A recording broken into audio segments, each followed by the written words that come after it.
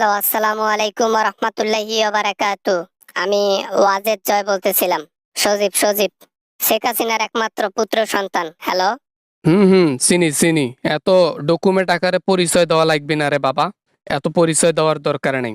আমি তোমার ওই যে চাচা বলতেছিলাম, শামীম ওসমান।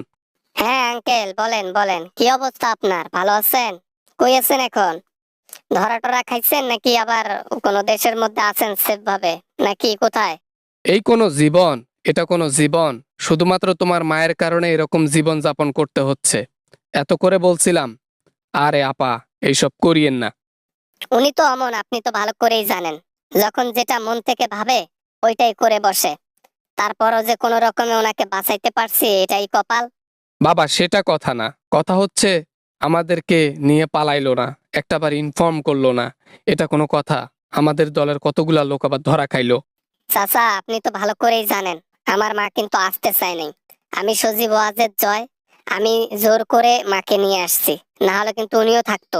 সেটা তো বড় কথা নয়। এত কিছু হয়ে যাওয়ার পরেও তো তিনি পালাইছে সফলভাবে। তাহলে তাদেরকে একটু ইনভলভ করতে পারতো না বা জানাইতে পারতো না পালানোর কথা? হ্যাঁ, এটা আমার মায়ের ভুল আছে। কারণ ওরা ধরা খাইলে ক্ষতিটা সর্বপ্রথম আমার মায়ের হবে। কারণ সব ডকুমেন্ট, দুর্নীতি, অমুক তমুক সবকিছু ওনাদের হাতে। ওনাদের কারণে আরো এক্সট্রা কতগুলা কেস হয়েছে জানেন? না হলেও 300-400 কেস হয়েছে শুধু ওদের ডকুমেন্টে। আরো তো এদিকের কেস বাকি আছে। কেমনে কি? না চাচা, আপনি যাই বলেন না কেন, মাকে আর নির্বাচনে যাইতে দেওয়া যাবে না। আর আওয়ামী লীগ যদি থাকে, দল থাকলে অন্য নেতা কেতা ওটা সংগঠন করবে, ওগুলা আমরা আর নাই। চ চ চ চ চ মাথাটা আমার নষ্ট হয়ে গেল। কত সুন্দর জীবন যাপন করতেছিলাম, পাওয়ার টাকা। আহারে, শামীম ওসমানের নামে নারায়ণগঞ্জ কাঁপে। আর আজকে শামীম ওসমানকে রাস্তার ইয়াও দাম দেয় না। এইখান থেকে আপনাদের একটা জিনিস শিক্ষা নেওয়া দরকার।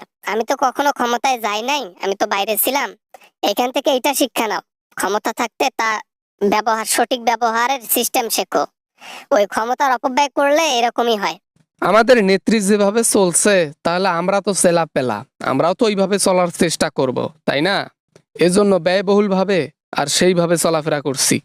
যে চলাফেরায় লোকেরা সম্মান দেবে না, ভালোবাসবে না, এই সব চলাফেরা দিয়ে লাভ কি? নিজের জীবন ভালোভাবে চললেই হলো, মানুষকে ভাবতে হবে না। আর মানুষকে নিয়ে ভাবার টেনশন, এগুলো দেখার টাইম আছে আমাদের? আমাদের ক্ষমতা, আমাদের টাকা হইলেই হয়েছে। লোকেরা ওকু গাঙ্গে যাক চলে।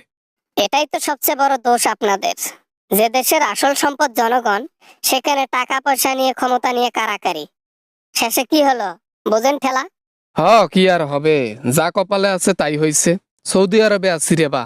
এখন মাঝে মাঝে ভিক্ষাও করতে হয়, টাকা পয়সা সংকট ছদ্মবেশে। দেখেন দেখেন, এমন দেশে গেছেন, বাংলাদেশের 40-50 লাখ মানুষে ওইখানে থাকে সৌদি আরবে। একজনের চোখে পড়লে আর নিস্তার নেই। সেই কথা বলো। সেদিন বাজার গিয়েছিলাম বোরকা পরে। সেই বোরকার তল দিয়ে কে যেন দেখেছে, দেখে আমারে ফলো করতেছে। আমি ভয়ে প্যান্টে মুতে দিছি। হাসাইলেন শামীম ওসমান সাহেব, হাসাইলেন। মেলা দিন পর হাসলাম। যাক, মজাই লাগলো কথা বলে। হাইসো না বাবা, হাইসো না। সিরিয়াসলি, হাইসো না, হাইসো না। পরে কোনো রকম বাঁচিয়ে আসছি।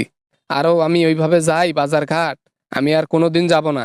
ক্ষমতার অপব্যয় করলে যা হয় দেখেন, এখন বোরকা পরে পরে বাজার ঘাট করতে হচ্ছে।